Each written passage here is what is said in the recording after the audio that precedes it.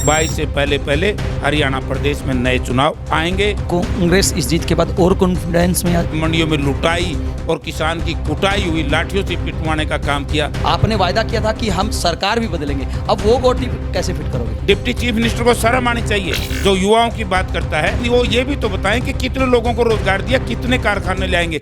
हरियाणा के मुख्यमंत्री ने ट्वीट किया है, छोटे से छोटे कार्यकर्ता से लेकर बड़े से बड़े कार्यकर्ता तक का धन्यवाद किया, लेकिन जेजेपी का कहीं जिक्र नहीं किया। ये मुख्यमंत्री की को सूरत देख के राजी नहीं कि भालू की जफ्फी में अगर पड़ गया पहलवान तो तोड़ देगा, तोड़ दिया नहीं। केवल 6 महीने में डबल आक्रोश यहाँ पे देखने को मिला है। अब मौका चुकर डूमनी गावे आड़ पताड़ जो समय था उस वक्त इन्होंने संभाला नहीं, इलाके में विकास किया नहीं। ये घोटाला, धान घोटाला, चावल घोटाला, रजिस्ट्री घोटाला, शराब की तस्करी का घोटाला, आपके रोजगार का घोटाला, घोटाले पे घोटाला चल रहा है। तो लोग ऐसे क्या समझते नहीं इन लोगों की बात को।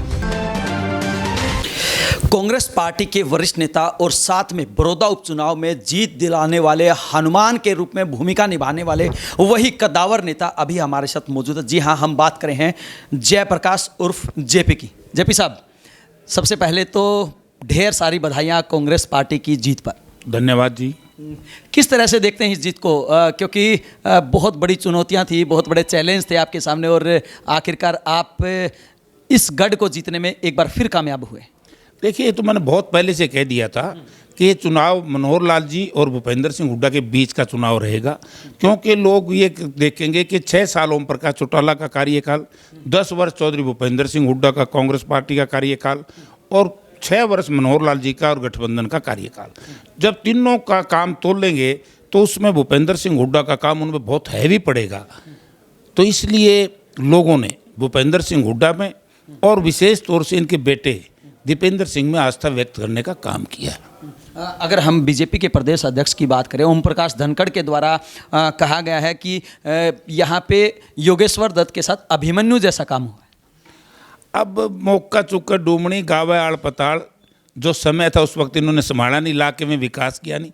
आज हरियाणा प्रदेश की जनता में इसके प्रति बड़ा भारी आक्रोश है, गुस्सा है और उनके अध्यक्ष साहब धनखड़ साहब इस बात को नहीं समझते कि इस तरीके से अभिमन्यु के उसमें चक्कर में कैसे फंस गए। ये तो जान के फंसे, इनको मालूम नहीं था कि जिस तरीके का आचरण इस सरकार का रहा है, 1 वर्ष में जितने घोटाले, ये घोटाला, धान घोटाला, चावल घोटाला, रजिस्ट्री घोटाला, शराब की तस्करी का घोटाला, आपके रोजगार का घोटाला, घोटाले पे घोटाला चल रहा है। तो लोग ऐसे क्या समझते नहीं इन लोगों की बात को। इनको पता तो तब लगेगा ना जब ये गठबंधन सरकार के लोग चुनाव मैदान में आएंगे, जनरल इलेक्शन में, इनकी क्या हालत होगी। जयप्रकाश जी, आपको नहीं लगता कि केवल 6 महीने में डबल आक्रोश यहाँ पे देखने को मिला है? क्योंकि अगर हम 2019 के चुनाव परिणाम की बात करें तो 40,000 के करीब कांग्रेस के उम्मीदवार को मत मिले थे और अभी अगर हम 20 घटा दें और 20 बढ़ा दें तो 40,000 का करीब 60,000 के करीब वोट मिले हैं। इसको किस तरह से देखते हैं? क्या वास्तव में आक्रोश था, जो किसानों का मुद्दा था, वो वास्तव में कांग्रेस पार्टी भुना पाई उसको? मैं वही तो कह रहा हूँ कि भूपेंद्र सिंह हुड्डा के प्रति प्यार और सरकार के खिलाफ आक्रोश दोनों ने मतदाताओं को लुभाने का काम किया और जिसकी वजह से आज यहाँ पर हमारे साथी इंदुराज भालू को विजय हासिल हुई है। और इंदुराज भालू की विजय जो है, आज मैं ये कह सकता हूँ कि चौधरी भूपेंद्र सिंह हुड्डा ने जिस एक गरीब किसान के, साधारण किसान के बेटे को, मजदूर के बेटे को इस प्रदेश की राजनीति में रास्ता दिखाने का काम किया, आने वाले समय में हमारे जो साधारण परिवार के जो कार्यकर्ता हैं उनका भी हौसला बढ़ेगा कि हम भी राजनीति करें। केवल बड़े परिवार में पैदा होकर के राजनीति नहीं कर पाएंगे। और मैं ये भी कहना चाहता हूँ कि कुछ परिवारों के हाथ में जिस तरीके के लोगों में ये परिवार इतना पुराना है, 4 पीढ़ी का, 6 पीढ़ी का है, भूपेंद्र सिंह हुड्डा का आशीर्वाद था, भालू साधारण किसान का बेटा है, तो इसने यहाँ पर जो विजय हासिल हुई है तो उससे एक नया संदेश हरियाणा प्रदेश में कांग्रेस पार्टी के प्रति जाएगा कि इसी पार्टी में हम आम किसान का बेटा, आम मजदूर का बेटा, आम गरीब का बेटा राजनीति कर सकता है। आपने भालू की बात की है। हरियाणा के मुख्यमंत्री के द्वारा कहा गया था कि भालू है, जानवर को कोई नहीं घुसने देगा और वैसे भी इंदुराज नरवाल को कोई नहीं जानता है। मैं ये गलत, इंदुराज नरवाल कोई भालू तो है, नाम इंदुराज भालू है। और मैंने पहले भी कही थी कि भालू की जफ्फी में अगर पड़ गया पहलवान तो तोड़ देगा, तोड़ दिया नहीं। तो ये भालू की जफ्फी थी, भालू की जफ्फी थी और हंटर था भूपेंद्र सिंह हुड्डा के हाथ में। जयप्रकाश के चेहरे से साफ पता चल रहा है कि आज अंदर से कुछ गुदगुदी निकल रही है, लेकिन हमने उसी जयप्रकाश को देखा था चुनाव से पहले जब मुख्यमंत्री चुनावी मैदान में उतरे थे, उप मुख्यमंत्री चुनावी मैदान में उतरे थे, तो आपके चेहरे की हवाइयाँ उड़ रही थी। है नहीं, ये उप मुख्यमंत्री की को सूरत देख के राजी नहीं। जो उप मुख्यमंत्री के प्रति नफरत है लोगों में, जिस तरीके से 3 काले कानून जब पास हुए तो और इसने उनका साथ दे दिया, तो इस उप मुख्यमंत्री का कोई राजनीति में स्थान नहीं मिलेगा। जो बार बार चौधरी देवीलाल का नाम लेते थे, आज चौधरी देवीलाल की आत्मा उस वक्त रोई नहीं होगी जब विधानसभा में नेता प्रतिपक्ष चौधरी भूपेंद्र सिंह हुड्डा ने एक रेजोल्यूशन ले आकर के विधायकों की वोटिंग कराना चाहते थे। जो रूल एंड प्रोसीजर है उसमें 183 है, उसमें वोटिंग होनी चाहिए थी, लेकिन योजनाबद्ध तरीके से डिप्टी चीफ मिनिस्टर ने और सरकार से के साथ मिलकर के वोटिंग नहीं होने दी, क्योंकि ये पता लग जाता कि ये इस कानून के खिलाफ हैं। तो इसलिए ऐसे दगाबाज, ऐसे धोखेबाज नेताओं को अब जनता माफ़ नहीं करेगी। इनका तो कहते हैं ना संपूर्ण सफाया है, सुपड़ा सुपड़ा साफ। कहीं ना कहीं बीजेपी में भी नाराज़गी देखने को मिल रही है। हरियाणा के मुख्यमंत्री ने ट्वीट किया है, छोटे से छोटे कार्यकर्ता से लेकर बड़े से बड़े कार्यकर्ता तक का धन्यवाद किया है, लेकिन जेजेपी का कहीं जिक्र नहीं किया।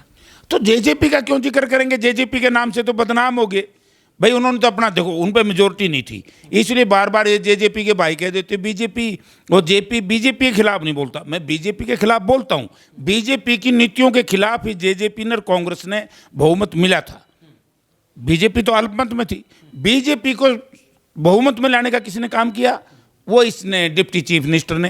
तो सारी व्यवस्था का दोषी तो जेजेपी और डिप्टी चीफ मिनिस्टर है। इस डिप्टी चीफ मिनिस्टर ने हमारे उन हजारों बेरोजगार नौजवान साथियों का तो वध करके रख दिया, जिन्होंने 1 साल तक, मुझे बताया डिप्टी चीफ मिनिस्टर किसको रोजगार दिया है। अब ये कहते हैं कि हमने 75% कारखानों में रोजगार देने का बिल पास कर दिया। ठीक है, अच्छी बात है, लेकिन वो ये भी तो बताएं कि कितने लोगों को रोजगार दिया, कितने कारखाने लाएंगे, सरकारी दायरे में कितनी नौकरी दिलवा पाए। डिप्टी चीफ मिनिस्टर को शर्म आनी चाहिए जो युवाओं की बात करता है कि जब HPSC का चेयरमैन पहली बार हरियाणा बनने के बाद बिहार मूल का आदमी को ला करके यहाँ पर केवल बिहार के चुनाव को देखते हुए हरियाणा का इस्तेमाल किया गया। उसने विरोध क्यों नहीं किया? अगर विरोध नहीं किया तो दुष्यंत सिंह दोषी है, कोई और नहीं है। जयप्रकाश उर्फ जेपी को गोटी फिट करने में माहिर माना जाता है, और कहीं ना कहीं सभी कांग्रेस के नेताओं को पीछे छोड़ते हुए जयप्रकाश भूपेंद्र सिंह हुड्डा के करीबी तो बन ही गए, साथ में बड़ौदा के अंदर भी गोटी फिट करते हुए उम्मीदवार को जिता दिया। आपने वायदा किया था कि हम सरकार भी बदलेंगे, अब वो गोटी कैसे फिट करोगे? पार्टी छोड़ देंगे, वरना किसान और मजदूर और कर्मचारी और व्यापारी जिस तरीके से हताश और परेशान है, उनका आक्रोश का सामना कैसे कर पाएंगे? खत्म हो जाएंगे, साफ हो जाएंगे।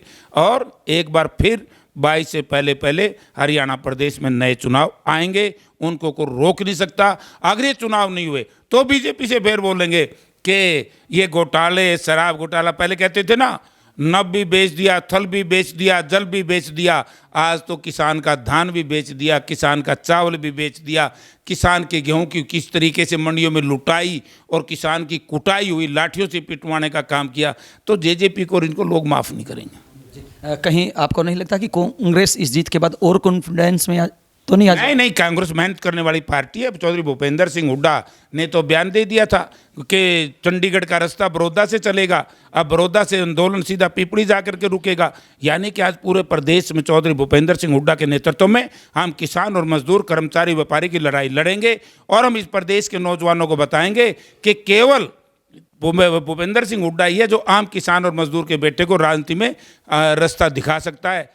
तो यही बात हमने आपसे कही है और इस पे हम अड़े गए। हमने पहले कह दिया था, आप कह रहे थे बड़ा डर है, आपके चेहरे पे मायूसी। कहाँ थी मायूसी? वो थकावट थी। आज जो सारी थकावट दूर हुई और गठबंधन के लोग मूंदे मुँह पड़े। जी बिल्कुल, गठबंधन के लोगों के मुंह पर आज ताला लगाने का काम किया है, ऐसा जयप्रकाश उर्फ जेपी का दावा है। इससे भी एक कदम आगे इन्होंने ये भी साफ कर दिया है कि 2022 से पहले चुनाव जरूर होंगे, और कहीं ना कहीं जिस प्रकार से आक्रोश हरियाणा की जनता का बढ़ता जा रहा है, वो आक्रोश बहुत जल्द ही सरकार टूटने में भी देखने को मिलेगा। वीडियो जर्नलिस्ट अमित कुमार के साथ अजय लोहान, बिंदास हरियाणा।